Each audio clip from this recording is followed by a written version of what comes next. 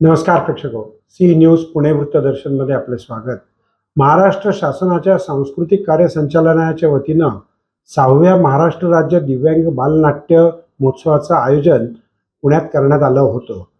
या बालनाट्य आणि दिव्यांगांनी अतिशय प्रभावीपणे त्यांची कृती सादर केली। आपण आता ती पाहूया।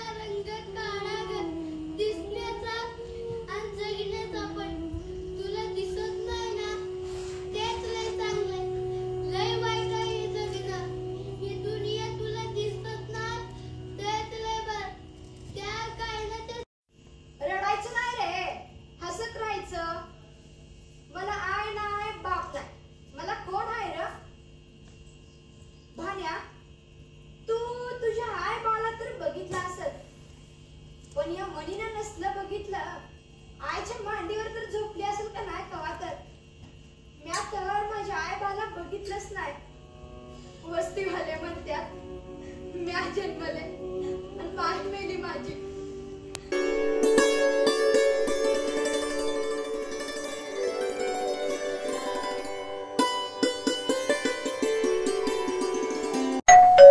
अहो उठा ना, ऑफिसला नाही का जायचं?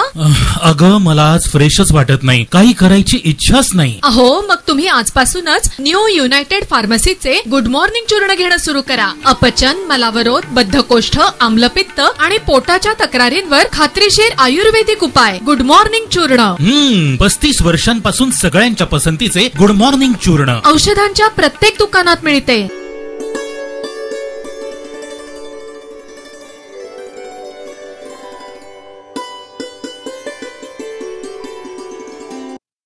मराठी बाल साहित्य संमेलनाच्या दुसऱ्या दिवशी ग्रंथदिंडीने सुरुवात करण्यात आली। पारंपरिक वेशभूषेमध्ये वाचन करून या ग्रंथदिंडीला सुरुवात करण्यात आली। अतिशय उत्साहाने यामध्ये सहभागी झालेले हे बाल साहित्यिक।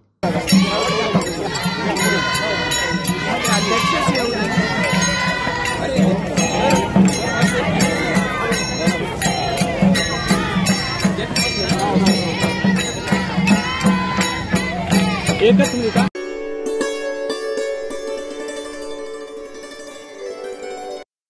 पुण्यातील सोलापूर रस्त्यावरील इम्प्रेस गार्डन येथे फ्लॉवर शो 2025 आयोजित करण्यात आला आहे. फुलांच्या विविध जाती प्रजाती याविषयीचं हे प्रदर्शन निश्चितच नयनरम्य आहे. आपण ते पाहूया.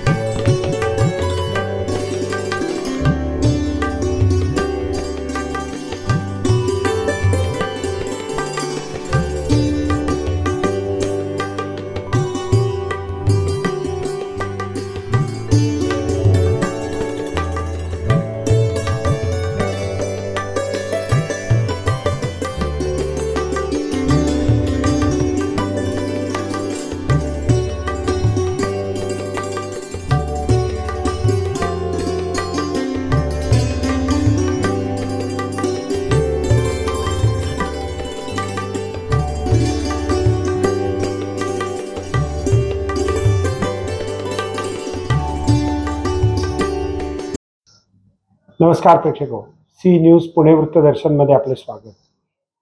सध्या OTT, मल्टिप्लेक्स, चित्रपट, एक पडदा चित्रपट यामध्ये अतिशय नैराश्याचं वातावरण आपल्याला दिसून येतं. पण त्यातल्या त्यात OTTवरती मात्र चांगल्या प्रकारच्या सिरीज आपल्याला दिसून येतात, ज्या फक्त खून, दरोडा, बदला, राजकारण, त्याचप्रमाणे देशातल्या सीमावर्ती भागात घडणाऱ्या घटना किंवा जासूसी पद्धतीच्या कथा जास्त आपल्याला पाहायला मिळतात.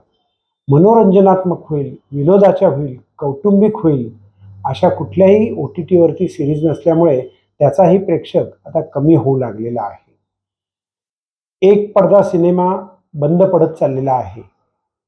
प्रयोग म्हणून पुण्यामध्ये बालगंधर्व रंगमंदिर आणि यशवंतराव चव्हाण येथे मराठी चित्रपट दाखवण्याची योजना आखण्यात आली.